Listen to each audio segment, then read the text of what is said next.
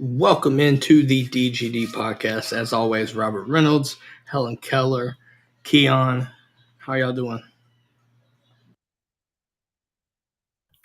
Yo, what's going on? I cannot see. I'm legally blind. Oh, man. How are you doing today, man? What's up, everybody? I'm doing good. Hope everyone else is doing good as well. Guys, we got a lot to talk about, man. Kobe, you're familiar with this. Scrimmage 2 Saturday. Let's talk about how important Scrimmage 2 is. Can you give us some insight onto that? Yeah, I mean, happy Wednesday, everybody. Welcome to the show kind of thing. Scrimmage 2, it's a big time, whether Kirby and everybody to the media wants to admit it or not, depth charts are starting to kind of, fall into place. They're going to tell you there aren't no ones, there aren't no twos, there aren't really no threes yet. But trust me, this scrimmage, I think they'll have one more the following week as well. I don't remember if there's a third scrimmage or not, but you can kind of get an idea of who they're leaning towards. It's kind of like we talked about after scrimmage 1. Feeling good about Ernest Green at left tackle. You're really going to know after this Saturday. Are they feeling good about Ernest Green at left tackle? Are they not feeling super great about Ernest Green at left tackle? Just a bunch of other positions too. Going to be a good time to see, like we've all talked about the cornerback battle, the DB room. I know that I saw on Twitter maybe yesterday that people are, saying, oh, AJ Harris took reps with the ones in the DB room. And people are like, oh, look at Georgia having freshmen have to take ones reps in the DB room. You're just really going to kind of figure out where we stand and what this team's going to kind of look like. And then Kirby and them are really going to know the identity of this team, and that's important. They're going to know, last scrimmage maybe they didn't look so hot on offense. Can they answer back? Can they bounce back? Or do they not look so hot on offense because the defense is just that dominant? That's always a big thing that I don't know if you don't figure that out until the first game. But like we talked about, a lot of talent on both sides, and it's really now just your job of can you get the right guys out there. Keon, I want to ask you the same question. How important is this for you from your perspective watching this or hearing about this Saturday? It's very important. It's going to play a crucial role yet again with getting guys more real-time reps coming into, true fall ball, coming into the season. It helps the coaches out tremendously. Try to get that sense of, okay, well, this is the guy who I might want running with the ones. giving guys who are probably running 2s and 3s, give them an opportunity to truly get reps and to really see where everybody is. Like, I think that's going to be very pivotal for the Bulldogs this upcoming season. So I think it's going to be very interesting. You're going to see a lot of guys move around, especially in our secondary. Yeah, I think it's key there. So I do want to pose this question. So Kobe did pose the question for the episode, talking about if you're on death row and you only get one more meal, what is on the menu for the chat there? So while you're watching, listening, answer that, we'll pop it up and go from there. How do you? That was one thing I was trying to find is the comments, and I wanted to be able to interact with some of these guys because I'm gonna tell you, cheesecake for me, solid choice. I'm gonna just go with. So I don't know how Robert does it because he is the and this is kind of obviously off the show a little bit, but I don't know how Robert does it because he's like the host and moderator. But like I actually have like YouTube open. And I chat via my YouTube to like talk because we have a chat in here like among us, but I know of no way to like chat immediately like to them without going to YouTube. So I just have it pulled up either on another screen or on my phone. Definitely get that. Didn't mean to throw us off there. No, you're good. It's good to know because I mean you definitely are like obviously being live like very interactive. It is nice to be able to like type things back and forth. If somebody's like talking to you. I definitely get that. As far as my last meal, I would think probably like porterhouse steak, cooked medium, probably some let's see, what do I want to go on the side with that? Like cheesy potatoes. Okay. And then some cheesecake probably to round that out too. That'd be a good last meal. I'd be full. That just sounds like a fat boy. That sounds like a fat boy meal right there. Not mad at all. I mean, you're halfway asleep going through it, so you know. I'll be hurting. Not really, dude. Give me a not for long. Give me a ribeye and some chicken and waffles. I'll be good. You know what? That's a solid one. I might have to take mine back. Yeah, definite. You know what? Chicken and waffles. I think that'd be a smooth one for me. You know what I mean? It wouldn't really upset the tummy before anything happened. You know what I mean? Just smooth. Well, but then a part of me says, you know what? If you know that that's going to be the situation, just go crazy. Yeah. All you can eat Chinese buffet. Chicken and waffles are criminally underrated. If you get where I'm going with that. Definitely. Let's talk football. Back on track. Yep. Back on track. Easy to do. We'll start with Keon. Keon, what's your biggest position you're looking at this week ahead of the scrimmage? I would say the DB room, me personally. I think that's going to be, I think especially for our defense, is going to be a true deciding factor. And plus, yet again, giving more guys more reps. Because there's one name we keep bringing it up, and to everybody listening, you really need to pay attention to Janelle Aguero. We want to see the different packages that we can put him in, and all different ways that we can move him around on the field. So for me, it's going to be the DB room. That's an easy take, but it's a good one though. Kobe, what about you? I got two. What do you think? And then I'll one of them I got a good transition. I'll take a guess. Running back room. Nope. Receivers. Well, who do you want to talk about though? If I had to choose, I'm gonna say the receiving core. Okay, go ahead. Then I got a transition. Then I'll let you. Oh, you want me? You sure? Yeah. Okay. I'm going receiving core because when you heard this past week the drops, man, those were a big deal. So in that instance, you've got to get that squared away. Who's going to be consistent, right? We've talked about consistency all through fall camp. Who's going to be the guys that are the most consistent, not dropping passes? That's the easiest way to sit in the bench if you're not careful. Can't drop the ball. So I want to see consistency in the receiver room. Who stands out? Yeah. But if I have to choose, I'm going to say I think Ra has another good day. I like that pick. I am going to it's going to help us transition a little bit to what we're talking about. I would really like to see the tight ends continue to have good success. I don't think people realize that we are not as deep at tight end as we have been in years past. We really need them to come out of scrimmage 2 and fall camp as healthy as possible. You have your stud horse Brock Bowers at the top of it.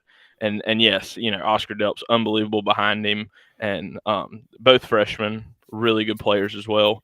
I just think that people don't realize, after those 4, shame on me, I don't really even know the next couple of names we have in that room. You got you got Pierce as well. I think. That's what I'm saying. The 2 freshmen. Yeah. Well, no, Lawson. We'll talk about it in a little bit, but Lawson has, I think, what sounds like a high ankle injury. So, but that's what I'm saying, though. I'm saying you have your 2. That's why I was going with it, saying that you have your Oscar Delp, Brock Bowers, and then your 2 freshmen. I'm saying after those 4, I really don't think you have anybody else.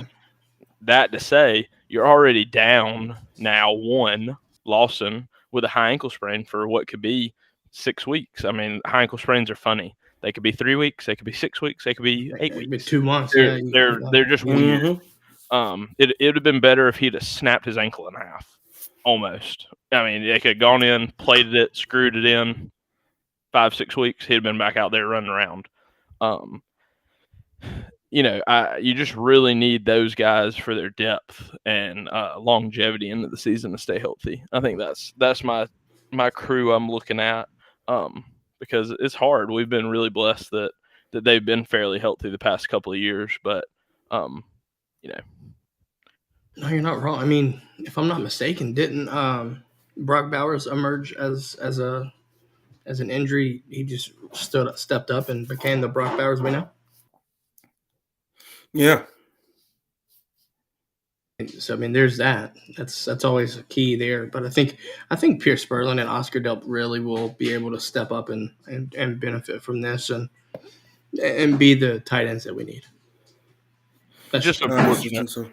Just unfortunate for your freshman tight ends that, basically Pierce Spurlin misses the spring with a broken collarbone. And now Lawson Lucky's going to miss some time in fall camp and possibly a couple of weeks into the season after really he had a really good spring. And, now Pierce is kind of building on the lack of spring that he had. So, yeah, just hate it for both those guys. Both really good talents. It'd been nice if you get 1 year under your belt before things start kind of road bumps start getting in your way. Yeah, absolutely. I think, excuse me, I do think that'll be interesting to see how these things play out. First things first, though, folks. It's been about 15 minutes. We ain't even hit our sponsor. Let's do our first sponsor of the night. Let's go to Alumni Hall, folks. Licensed Nike, Cutter and Buck, you name it. All the licensed dog gear that you need. It's where the dog fans shop. I'm just going to leave it there. Athens, GA, that's where they stay. Alumni Hall UGA on Twitter and Instagram. Go give them a follow. Go scan the QR code that you see here. Or if you're listening, go to dgdpodcast.com. Click our drop-down menu on the shop tab, and you can shop Alumni Hall today. And, take advantage of it, man. Season's coming up very, very fast. I want to say 17 days from right now, Georgia will have played their first game. So check out Alumni Hall. Yeah, for those listening too, happy first day of school. UGA started back today officially. First day of classes was today. Welcome to 4 years of your life that are fun. Or more. I mean, you on the Stetson Bennett plan. Welcome to the next 6 to 7. Welcome to the life of a post grad, right? If you need to. But always interesting. Georgia, like so many schools, we're on a Monday, Wednesday, Friday, and a Tuesday, Thursday schedule. Mm-hmm. Always interesting. It was like that at UNCG, man. It was like that, yeah. Always interesting to me that we start on a Wednesday. We started on a Thursday, I believe it was. But to me, that would make more sense. Weird. You get one, or on a Thursday makes more sense because then you get one of each, and then you get a weekend to kind of recoup. Now you get 2 classes. So many professors are going to try to start teaching come Friday. See, here's the thing, though. Here's the thing. To any collegiate students right now, syllabus week will be your friend. All 4 years. On God. Cherish it. Oh man, I miss those days. Anyways, right. Let's do this. So obviously, we talked about Lawson Lucky with his high ankle injury, but Kendall Milton and actually, well, let's do this first. Raylan Wilson hyperextended his knee. It sounds like at the scrimmage. Doesn't sound to be too severe. I think Coach Kirby mentioned that, right? Like his ligaments were intact and things like that. I expect him to be ready for maybe I think could be seeing game one. I think it's more of a precautionary thing at this point. Kobe, you might want to speak on it more, but you hyperextend your knee. That's never fun by any means. But should we expect him maybe for week one, or what do you think? Yeah, it's just so hard at that age. At any age, when you play at that level, like it was probably such a violent injury. Probably somebody, either he was trying to cut too hard and basically it gave way, or somebody fell into his leg on a tackle. It can be hard. You can be very emotional. I'd imagine he was very emotional because you don't know as an athlete if you just tore everything in your knee, if you tore some of your knee, or luckily in his case, like, hyperextended. Maybe there was like a little tear here or there, but really for the most part, the main part of his knee is stable and stabilized. So just kind of getting back in the right headspace. And then as a freshman, like making sure you're taking a lot of mental reps, like making sure that you're not in the training room doing a ton of rehab, that you're still out at practice, watching reps, getting mental reps, and then maybe having to stay later or come in earlier for that rehab. That can just be hard, especially now that classes have kind of started. It already is hard to go to class from 8 to 2 and then come in and go to, football from 2 to 6:30, and then let alone to stay after and say, well, now I have to rehab from 6 to 8 to make sure I can be back for week one. That just presents a whole new array of challenges for a guy that really, even though he's been here in the spring, like you're saying, he hadn't had a true SEC football season, and you don't want this knee injury to cause something else down the line. Absolutely. Keon, you got anything to add to it? Yeah, I mean, it's definitely unfortunate. We're definitely hoping for a speedy recovery. But I do think, even with this adversity, you're still giving other guys their opportunity to get more reps in. And yet again, to make sure that, hopefully he capitalizes off of the mental reps that he's taking, between each rep and stuff like that. But outside of that, it's a terrible situation. I hope for the best for him. Yeah, obviously you never wish injuries on anybody, right? Absolutely. So that's a key thing to see. I think another thing, him being a freshman, though, you do have to hope that he takes the mental reps and soaks in as much, because right now he's in an important part of his development and understanding the playbook as well. So you hope that he takes these mental reps seriously, for sure. So run through for everybody at home, and even me for that matter. Who all do we know is like roughly on the injury report? Is that everybody that we kind of know of? Well, I know you got Kendall. Mm-hmm. I think he's still dealing with his his hamstring situation. Yep. You've got what else? I think Kamari was. I don't know if he's going to actually go at the scrimmage this week, but I know it sounded like he's getting there. Tyrion. Tyrion looks like he's in a situation where he could be just getting back into full swing of things, which I think that's a big deal as well. If you get 100% TID healthy-wise, right, that's going to be a huge deal for Georgia's defensive line. I think he has to take a step forward this year. Other than that, though, I think it's not necessarily significant has changed that I'm aware of. So gotcha. So basically, freshman tight end, freshman linebacker, Kamari, was Kamari not just sick last week? Like, I thought he just had an illness that prevented him from practicing. Yeah, that's what I read. Yeah, I mean sounds like it's right. Yeah. Okay. So he just was, basically had flu or whatever. I mean, you still had. I mean, you remember we also talked about Julian Humphrey getting taken out of the scrimmage with getting sick as well, but I think that could be a overhydration to compensate potentially. Yeah. Also, I feel like that happens a lot though. It does. Yeah. And also, though, like one DB gets sick, they all get sick, kind of thing. I remember, I forget if it was my freshman or sophomore year, and this is gonna sound crazy. We had a breakout of hand, foot, and mouth disease, which is like something babies normally get. Well, trust me, if you have a kid, that ain't nothing new. Yeah. Yeah. Well, so the tight ends all had it. All the tight ends had hand, foot, mouth. Super contagious. Super contagious.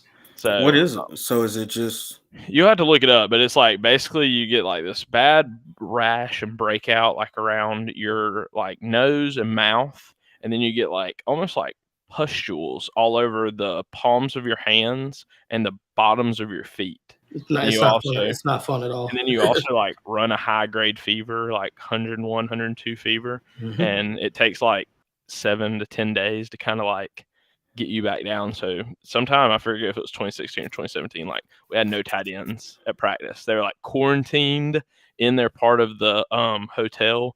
Like they brought them meals. They did all those things.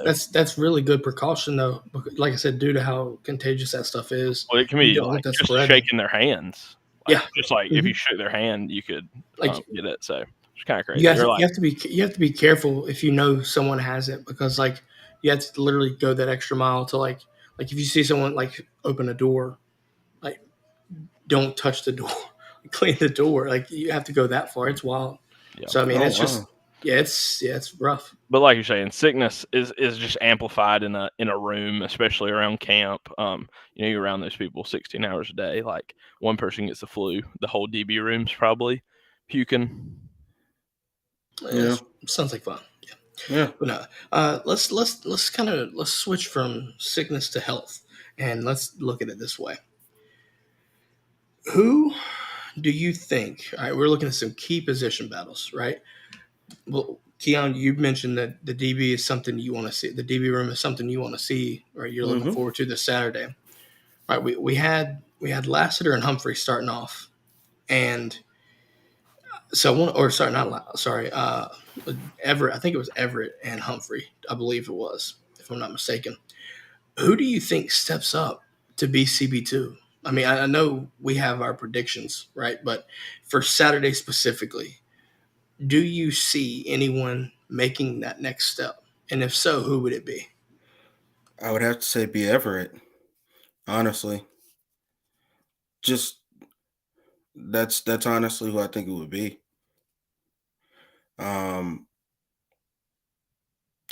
I like some of the stuff that like I've been seeing or that I've been reading about, our DB's development. And if you remember just watching his tape, I think he has everything he would need for us to come in and be that CB2 for us, especially during the season. Like I really like his movements. I think he's a really good dude. Yeah, I'm looking at it this way. And Kobe, I'll let you go first before I have what I have to say. Gotcha. I think honestly, like I'm with Keon. I think DB and wide receiver, obviously, like we look at it like side by side. To me, those are very like flash positions. Like if you're hot, 100%. You're gonna play. If you're not hot, you're gonna sit the bench. It's different. Like O-line, D-line, you have a bad day, you're probably not getting taken out as the number one overall tackle. Like it's an accumulation of all the reps you've taken versus DB. You get burnt 4 or 5 times at practice, not knowing what you're doing. See ya. Another DB in. Especially, I mean, it only adds pressure to Kirby's like watching right the there. like that doesn't help. But like you're saying, Carson Beck could throw 6 picks on Saturday, and odds are he's going to jog out as quarterback 1 for the first weekend. You know what I mean? So like, I think DB, I could see that you could like really make up some ground this weekend or really lose it, just because kind of how like violent that position is and how bad like we need good proven DBs. Well, I do want to say this though to that because I agree. I think the margin of error, just like you were saying, is really slim. Because, like you said, Carson can go out there and throw 6 interceptions. That's not going to change much for him. But if the guys who caught those 6 interceptions were supposed to be running with the twos, well, guess what? You could end up running with the ones behind that. So I think just DB, it's going to be very pivotal for us moving forward. Just like I said, man, Everett, I think he's going to step up big for us this season. And I think it's going to be really interesting to see.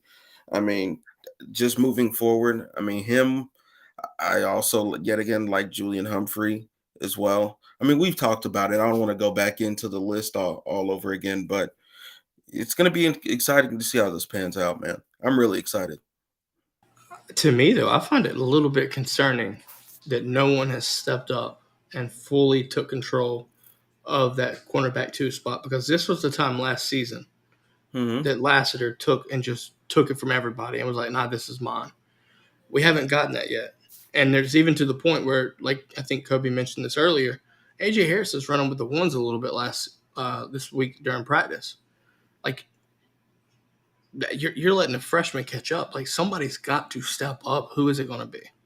It's a little bit. I think I feel good about it still, but it's starting to concern me a little bit. I see the room for concern there. And I see, like I see what you're saying. I see like your thought process of how you're thinking about it.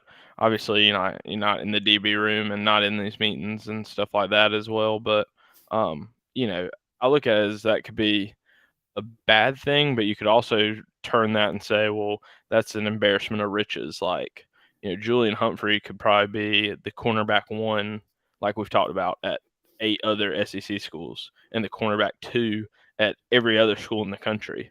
But here he's like having to fight because, Dalen Everett also could be cornerback 1 at a lot of other schools. And at that point, when you're Kirby, you're like, okay, we have 2 guys neck and neck, 3 guys neck and neck talent wise, like just pure raw athletic talent. We got them. Now, can they make the checks? Can they make the calls? Can they recognize what the offense is in? Can they, swap when they need to swap? Can they bracket when they need to bracket? And can they do it all the time? Can they do it some of the time? Can they do it when somebody chews their ass and lights a fire under them and then they're there? I think that's what these practices are really like looking at for those DBs. Maybe you're right. Maybe they're all just like sucking. But I also think that it is probably more likely that Kirby's just really got them all under a pretty heavy microscope, and none of them have just clicked it all at the same time enough times to tell him that, okay, this is over. I guess, I mean, for what it's worth, you can look at it either way, right? Like, if you're there, then you kind of get a feel for it, right? Like, you hear Arian Smith get behind the defense, right? Like, that's just world-class speed, right? Like, you still gotta, make sure that doesn't happen. But, like, again, we look at this offense, and it's based off of our schedule. There's a chance that this could be one of the better offenses this defense sees all year, right? There's a chance that you could see these DBs, especially in the cornerback 2 spot, rotate. I just don't know if you see that. You know what I mean? When it comes into the season, and unless it's like a full substitutional package type thing, I don't know if you sit there and just switch them out like just at will. But especially the hot hand strategy. If one guy's locked down on that day, you don't take his ass out. Like, you don't want to lose that momentum if I'm Fran Brown.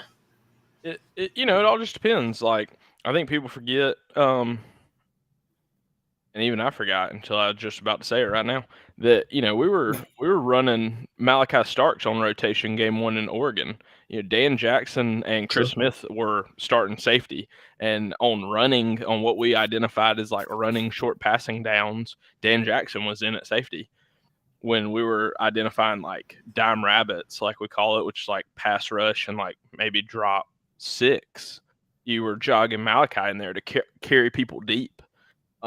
Obviously the pick, but it really depends. If you think that if you think Dalen Everett can carry people deep, then he may be in on late snaps, and if the other guy can tackle really well, he may be in on early downs. It'll just depend. I mean, it all works itself out. It worked itself out for Malachi. It worked itself out for Kamari Lassiter.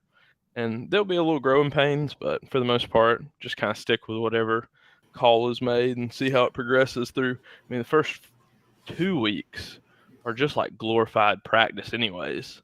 So see, I think another thing for me though, right? We talked about the DB room, but we didn't mention the safeties, right?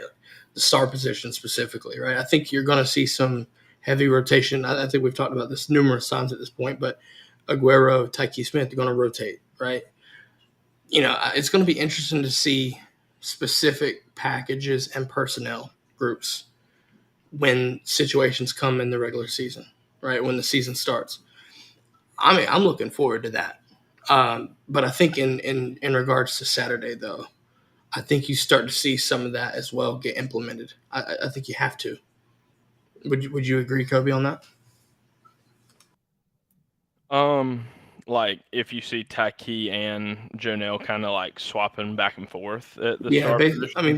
Based off the scrimmage and like I said, the personnel groups and the distance, downs and the distances, things like that. Like there's a good chance you can see heavy personnel rotations potentially. Yeah, I mean, you're gonna put in what you think like your base defense looks like, and maybe like your base dime rabbits package. Big thing is again, kind of like with the DBs, you're gonna kind of run the hot hand. If you really think that something Tyke does gives you an advantage on the guy he's supposed to be covering this week, he may run with the ones all week, and if next week Jonelle, you think he gives you the advantage, I mean, I guess that's kind of the perk of the star position. You don't really have to name and play one guy all the time. I mean, we've even talked about the defensive end playing some star. So, I mean. Yeah, it'd be just nuts to see Darius Smith for some reason just pop out there. Like, if you have a run-heavy team, it would make sense. Like, I mean, think about like a Kentucky, right? If you look at Kentucky, one of their strengths right now, hell, you could see it with Florida, right? Florida is going to be reliant upon their running game. Especially with Helen Keller at quarterback, right? Just got to find out a way to hand the ball off the right way.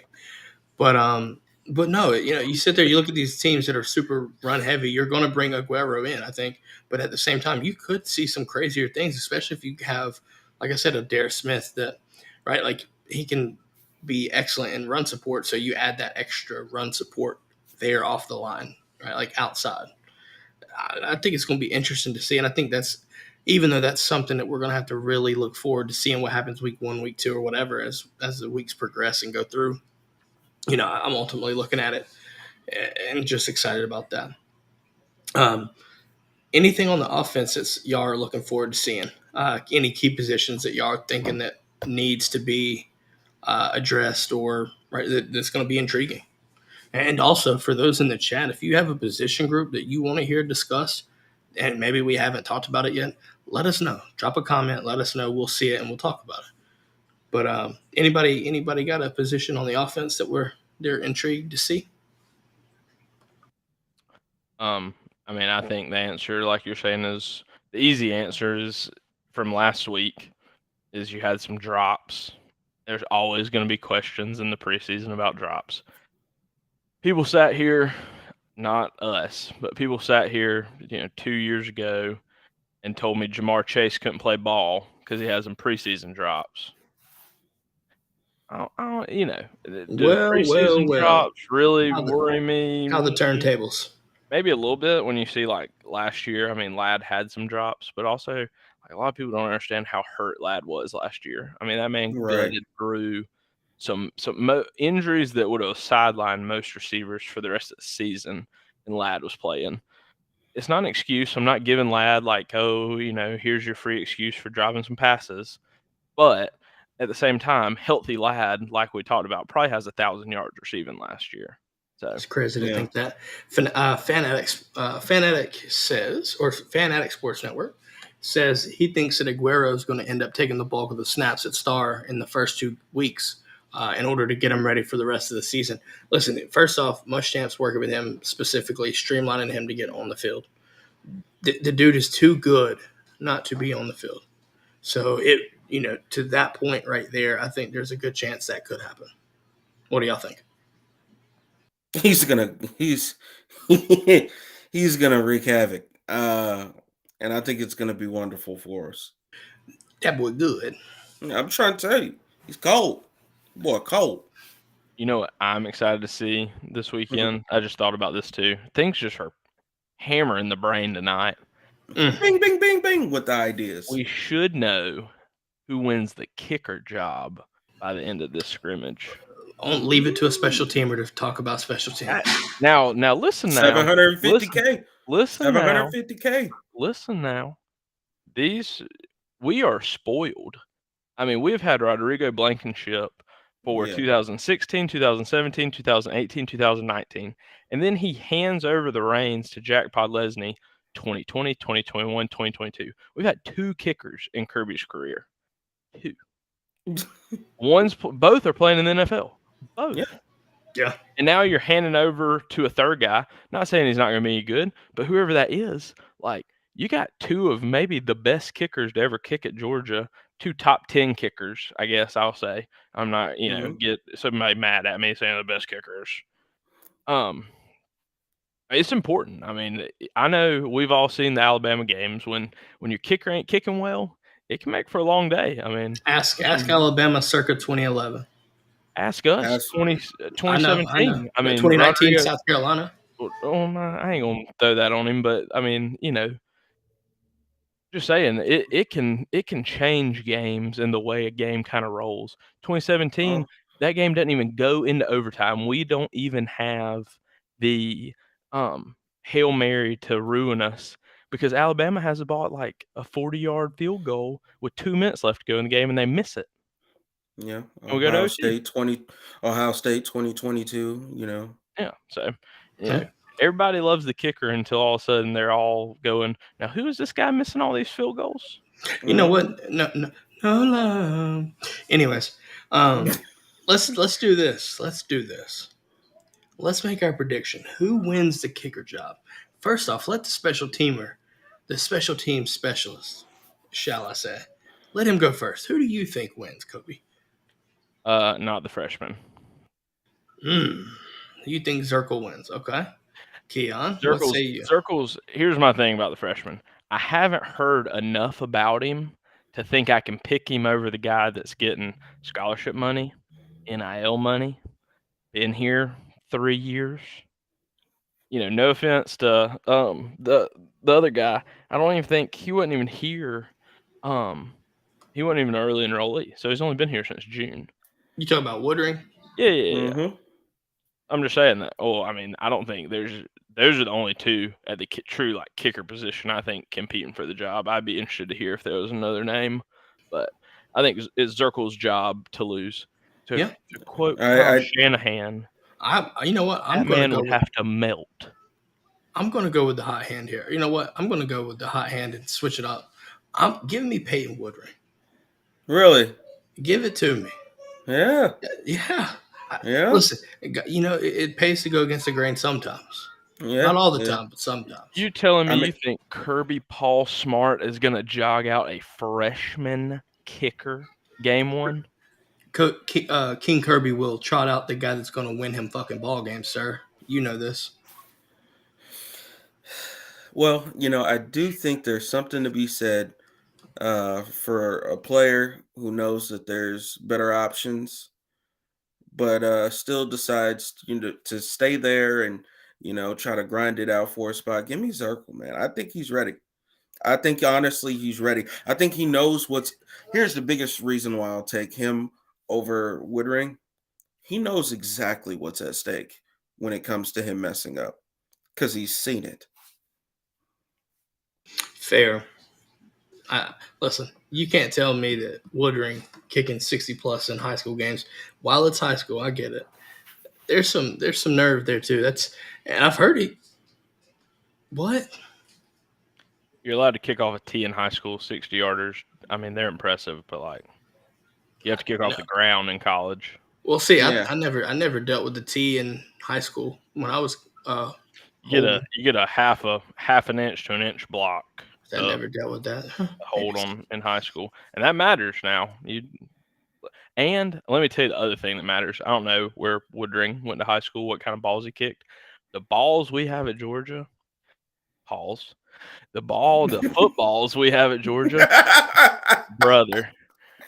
Those things are the worst for punting and kicking. They are so like pro quarterback designed because they're like a fat belly in the Ain't it middle. the Nike Vapor ones or whatever? But I'm explaining it to everybody at home though. Yeah. Fat belly in the middle, really pointy on the sides. And so like when you go to kick it, it has a really, really small sweet spot, like even smaller than an NFL ball.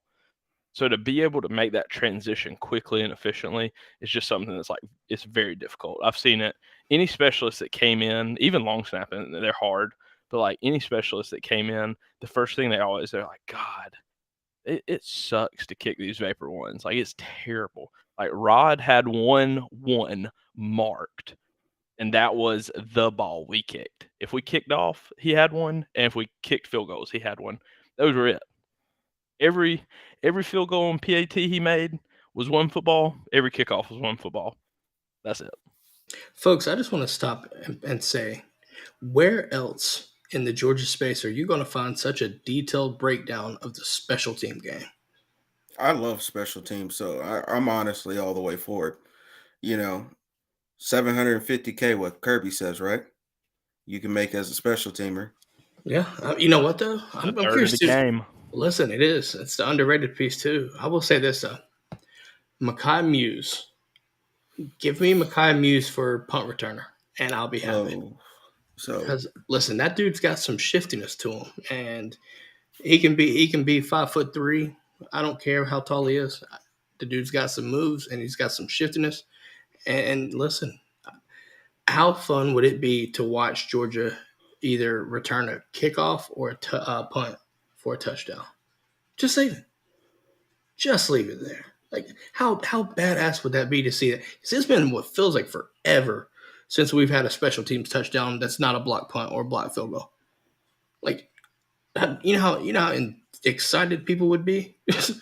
Like I would be. I'd be over on cloud 10. You know forget a cloud 9. You know how crazy I was going freshman year. We suck. We're only beating Nicholls State. Just kidding. It wasn't Nicholls State. We're only beating UL Lafayette by 7. I'm in a black jersey, and there goes Isaiah McKenzie running all 5-6 of his tail to the end zone on punt return. It was the best part of that whole game. And we were wearing black jerseys, and that was the best part of the whole game. Damn. Okay, I'm gonna switch it up. We've talked enough special teams. Most folks want to hear offensive defense, so we respect that. The backup quarterback position, folks. There's a good chance, and I'm not saying it is yet, but there's a chance that Gunnar Stockton could be your backup quarterback heading into the season. I'm not saying it is. It's not official by any means, but he could. There's a legit shot at that. Keon, you look like you got something to get off your chest. I'm gonna let you speak. Man, I'm so excited. Gunnar the Golden Boy Stockton. It's gonna be crazy. I hope he does it. I think he's really, really talented. Like I know a lot of people are looking at Georgia's quarterback room, and after watching what Stetson Bennett was able to do, and they're like, does Carson have that it factor about him? He does. He's going to show it. He's going to kill it this year. But Gunnar Stockton, I hope he wins it. I'm excited. Listen, I'm not knocking Brock Vandagriff either. I like all three of them and what they're able to do. I do think it is telling, though, that backup quarterback position is a legit battle right now. So I think this Saturday could be crucial for both of those guys. 100%. Kobe? Yeah, I was trying to unmute. I'll tell you one thing, and it just, like he said, golden boy Gunnar Stockton. And you can say this isn't how coaches think or whatever you want to say. Mike Bobo recruited and loved, and so did defensive coordinator. They both loved him at South Carolina. He was going to South Carolina. He wasn't coming to Georgia. He was signed, sealed, delivered, South Carolina under Mike Bobo. Obviously, things get let go. They get let go. Things change. Commits to Georgia. But, I mean, he still took a couple visits to Auburn. He still was kind of in that, they all went to Auburn. He was kind of looking at Auburn. I mean, Bobo loves Gunnar Stockton. He loves what he could have done in high school. He loves what he was going to bring to the quarterback position. He recruited him hard and furious at both places. And now here he is at Georgia, and he's gifted him back as a guy that's going to, sit a year and then, compete for the job basically. So I think it'll be interesting. I know Brock. I like Brock. Met him a ton of times, hung out with him, stuff like that. Wish the best for him. Hope he competes. I think it's going to be a good matchup. I mean, they were both top 10 quarterbacks, like, 6 in one hand, half dozen in the other, whoever's quarterback 2, I think at some point. So I still feel, regardless whether it's Brock or Gunnar, I still feel all right. We know that there's somewhat of a sizable gap now that I think Carson has set, right? He's created that gap. Mm-hmm. But take it into context that if something were to happen, I would still feel confident with either Brock or Gunnar, just due to the sheer amount of talent around them. Yeah. You have to feel that way. You just do. 100%. I'll tell you what, though. I know we talked about the quarterbacks, but hear me out. Cash Jones about to make it rain Saturday. From the 99s to the 2000s. Yeah, man. Shout outs to Cash Jones from Brock, Texas. Listen, I genuinely think that is, if you're not familiar with that name, you are doing yourself a true disservice, because I think that man will get some serious run this year. And I think he'll be truly effective, because we saw it last year. Vanderbilt scored a nice little, 20, 30-yard touchdown somewhere in there. Mm-hmm. The kid is strong as an ox too.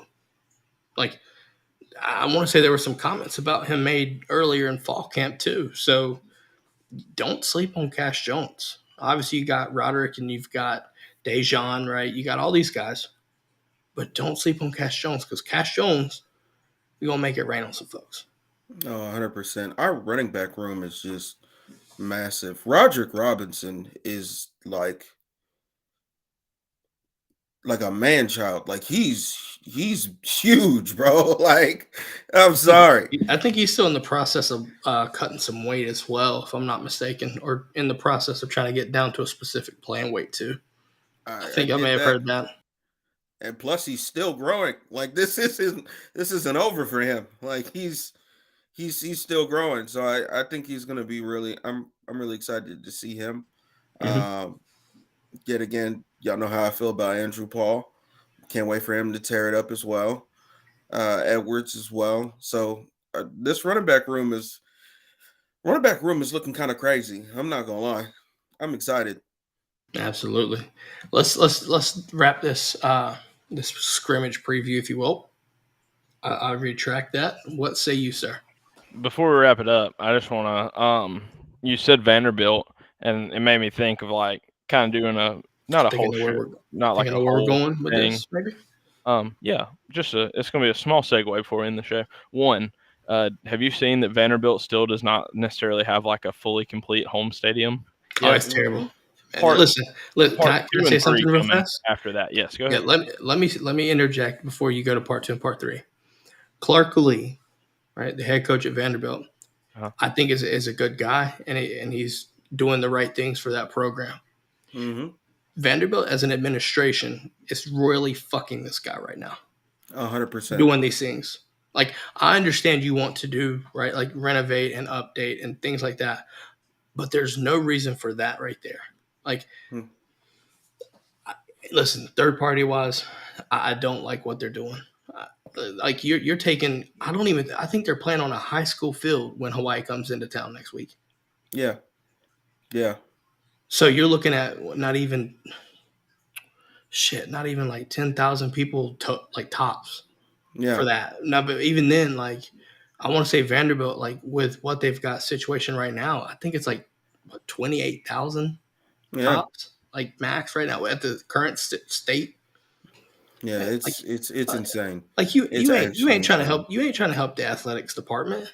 Like it's just not doesn't seem that way to me. I mean, what do y'all have to say about that? Go ahead, Keon.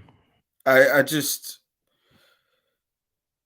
so do you not care about your so are we saying out loud that you don't care about your football team? Are you saying that out loud that you don't care about your football team at all? Because why?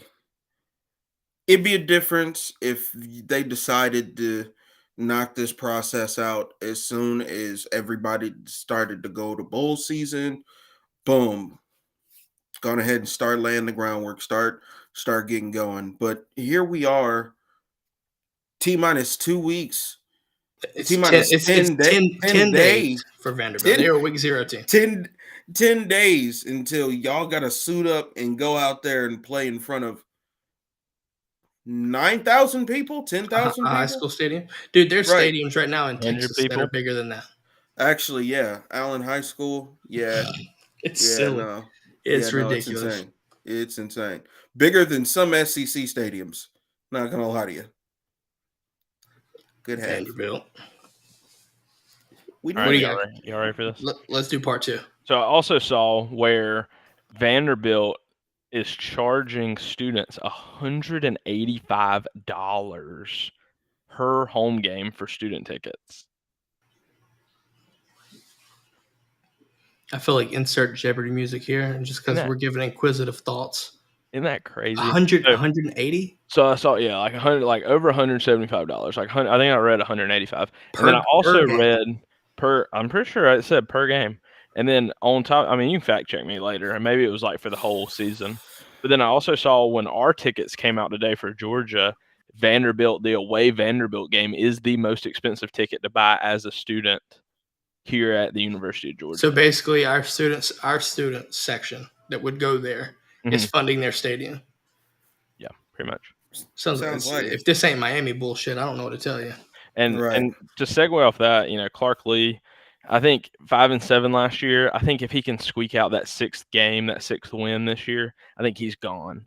I think that you have to look at James Franklin. You have to see that you win, you have some success at Vanderbilt. You have got to get out of there. It is a career. Immediately. It is a career killer in the long term. Like you will never have sustained success. They don't care. They don't care about the athletic, like football wise. They don't care. It seems, man, like at all. Well, it's a stepping stone program, honestly. Yeah. And the problem is too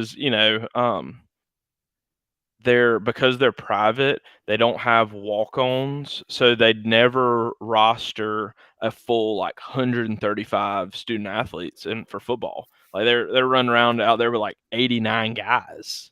Mm-hmm. I mean, we have trouble putting together a first team, second team, scout team with 135, like with 80, 88, 89 guys, let alone who's injured. Like it's just hard to practice at that point.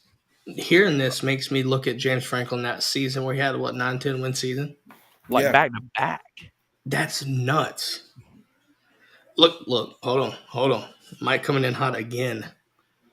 Listen, we're going back to special teams, folks. Rookie kicker will start by the end of the season.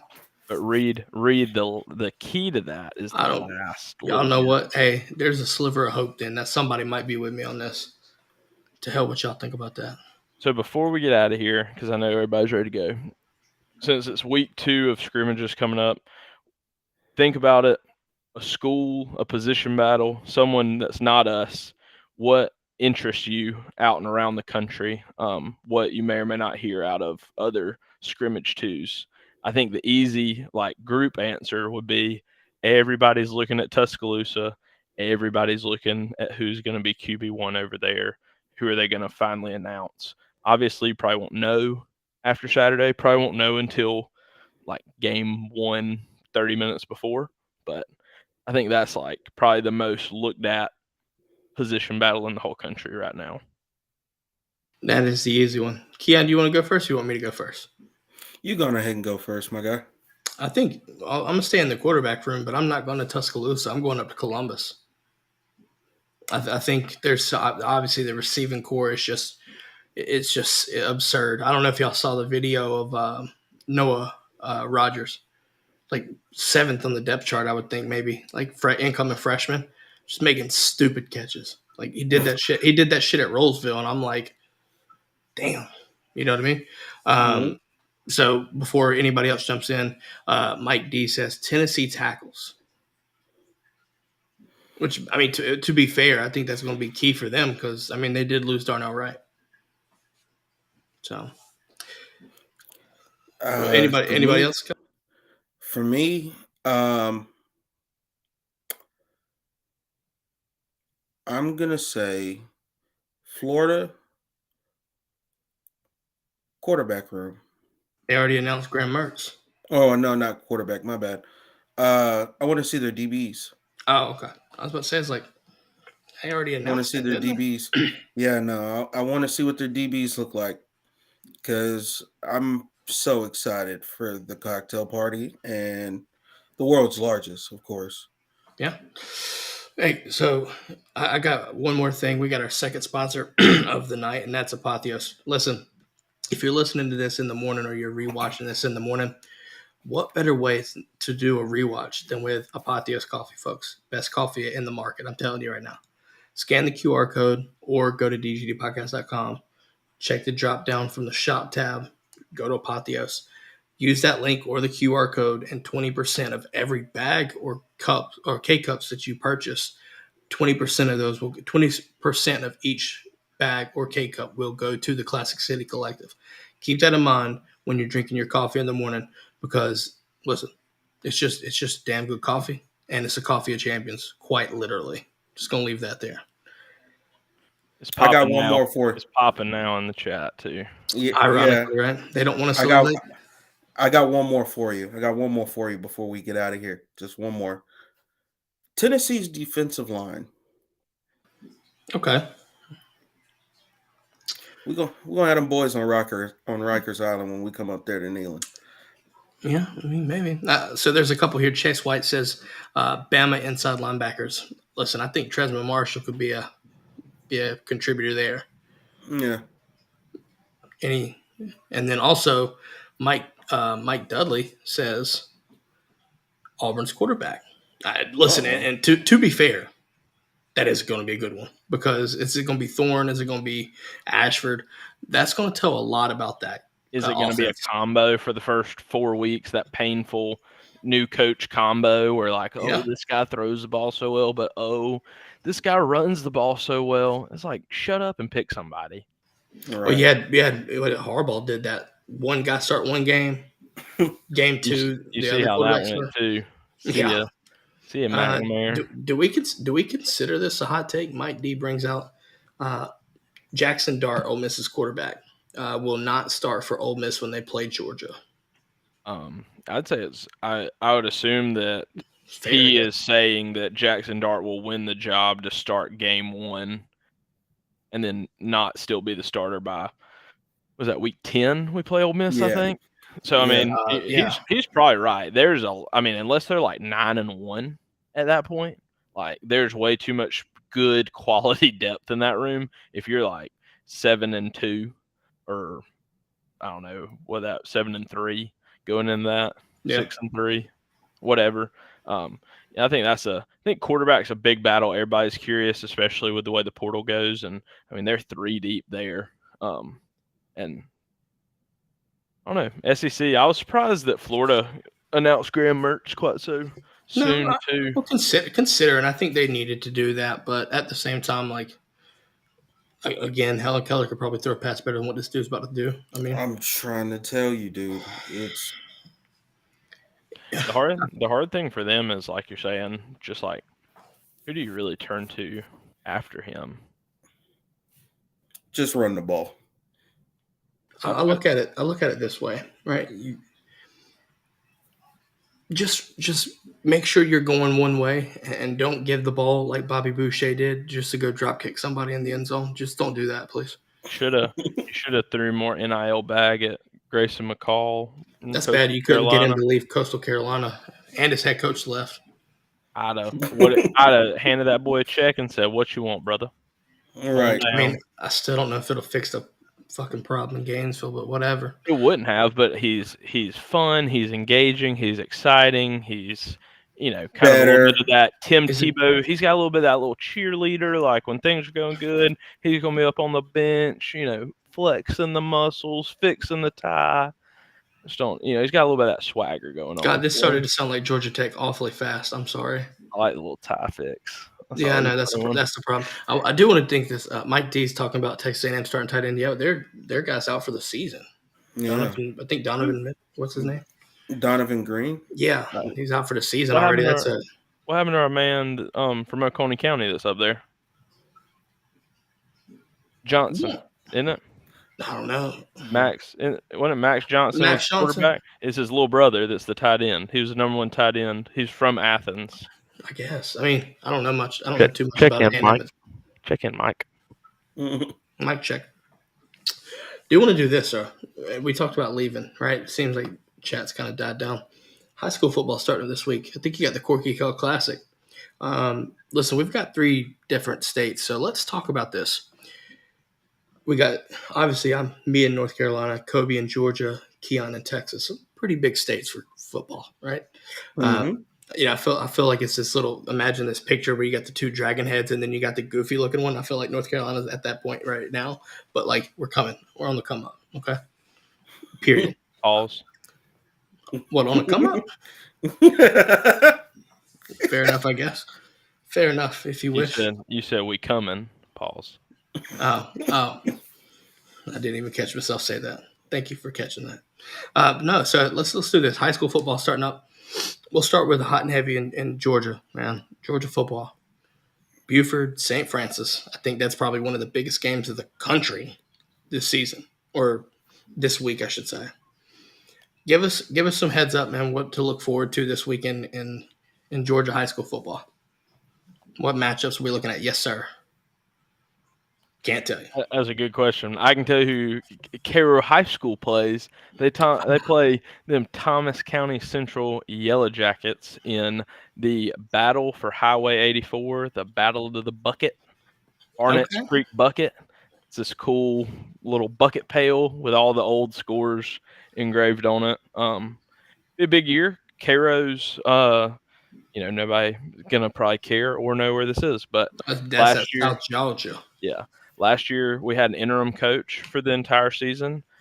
This offseason, we did quite a bit of searching, and school board and athletic director decided that, Coach Coleman, shout out Coach Coleman, deserved not only to be the interim, but to be named the head coach. So this will be his, I guess, first official season as head coach, because he was, just interim, had the interim title last year. So I think they went 8-2 in the regular season last year, made the playoffs. Maybe they were the 2 seed. So I think they're looking. Thomas County Central was really good last year. They had I think they were like 13-0 before they lost in the playoffs, and they lost Gabe Harris. Georgia fans may remember he was playing outside linebacker at Thomas County before the debacle where he went to Valdosta and then ended up at IMG Academy. Yeah, so lost a 4-star defensive end and still went 13-0 until losing in the playoffs. So could be a really, really good game. Could be. I think they lost like 50-0 last year, something like that. Jesus, the ass whooping. So listen, for what it's worth, I have a feeling a lot of people probably just like heard Buford and St. Francis and was like, huh? Like, oh yeah. Yeah, that's what I'm zoning into this weekend. Listen, I love this deep South Georgia football. It's a different thing too. Like there's different parts, but like I agree. From a Georgia perspective, man, listen, from a Georgia perspective, you get to see Dylan Raiola in action in Georgia high school football, and you get to see him against arguably one of the top teams in the country. Anybody's going to be there. I guarantee anybody and everybody's going to be there. Keon, do you want to go on Texas? Or do you want me to spin some North Carolina stuff real fast? I mean, you can go ahead and spin some North Carolina stuff. I'm tuning into the Buford game. I'm telling you right now, man, I am looking forward to Grimsley and Mount Tabor. Got Grimsley with Bryce Davis. That's 2025 kid, arguably 5-star, right? Fringe 5-star talent right there. 2026 rankings just got dropped 24/7. My guy Faison, top, I think 75th in the country. So you got him right there, 2026 kid. That team is loaded, man. Grimsley stays loaded. You got Alex Taylor, UNC commit. Terrell Anderson, that's an NC State commit. And look at my guy, Mitchell Summers, man. Dude, small little guy, mini man, just taking off. Had 2,000 yards rushing last year. Kid was balling. And he's only, I think he's going to be a sophomore or junior this year. So looking forward to that right there. That offense is about to be electric. Looking at defense, though, man, bring in Mount Tabor. There's some Shamarius Peterkin. Mount Tabor is a really good team out of Winston. So that's a big time. I think they're top 10 in the both are top 10 in the state. So that's going to be an early matchup. It's going to be looking good too. But I do want to bring up Kendra Harrison. That is number 5 in the country when it comes overall in the country this in the 2026 class. Listen, I want that, man. That kid is 6'7", 240 at this point. Come on. Tight end, best tight end in the country, best guy in the state. Come on. Go ahead and put that block on and then come on over here. He said, come on down to Georgia. Yeah, easily. We'll go ahead and put this 0 on and go out there and go work, man. Coach Kobe, I'm excited. You're about to say something. What were you about to say? Yeah, I want to say it'll be great. I've never heard the name. I don't think Faison. Is that was somebody's name? Yeah, Faison Brandon. That is a cold name. I'm a fan of that. I don't think I ever met anybody. Faison, Faizon. I don't care how he spells it. It's a cool ass name. Yeah. Yeah, I'm looking forward to that season with them. I think that defensive line with Bryce and Andre, it's going to be fun to watch. Andre's upcoming junior as well. That's 6'3", 310, 315. Hold it down in the middle since he's replacing Jamal's spot. So I think it'll be interesting to see how they play out. That secondary is going to be loaded. And Mount Tabor, man. Mount Tabor can move the ball. So we'll see how it plays out. What's going on in Texas this week? I'm all the way locked in on the Buford game. Me personally, man. So I'm gonna probably try to see what's going on with DeSoto and Duncanville. Try to see what Sock got going on this season. But as far as this weekend goes, I'm all the way locked in to Buford. I really want to see. I'm really excited to see how Dylan is going to perform against, one of Georgia's top high school teams out there. So for the most part, I'm really going to be locked in to Georgia high school. Well, this is a national game because Buford obviously been in Georgia. St. Francis up in Maryland. Isn't it going to be televised too? I think so. Yeah, I think so. I think it's going to be on ESPN, I believe. Yeah. I just know. ESPN 2. I remember 2 years ago with COVID when was it Garcia transferred into the state to play state like Georgia High School Association ball, and he was just like a top 10 quarterback. And people were glued into Grayson games. I feel like this man's the number 1 quarterback. There's plenty of guys in Georgia that are going to feed off that. It's definitely not a place where you want to start having a bad night because things can compound on you in this state. You're going to have some crowds that are into it and wishing that you just suck. Mm-hmm. Yep. Keon, as we wrap this thing up, man. Yeah. Obviously, everybody, make sure to like and subscribe, follow. If you're listening, make sure to leave us a review. Keon, I'm gonna let you end it up, man. What do those folks that are not Georgia fans? What do they need to know? What do they need to hear? Get out of the way. Georgia's three-peating, and most importantly, your team is trash, and you have to deal with that. Good night, America. That's all we've got, folks. Have a great night. Catch y'all next time. Go Dogs. Go Dogs. Go Dogs.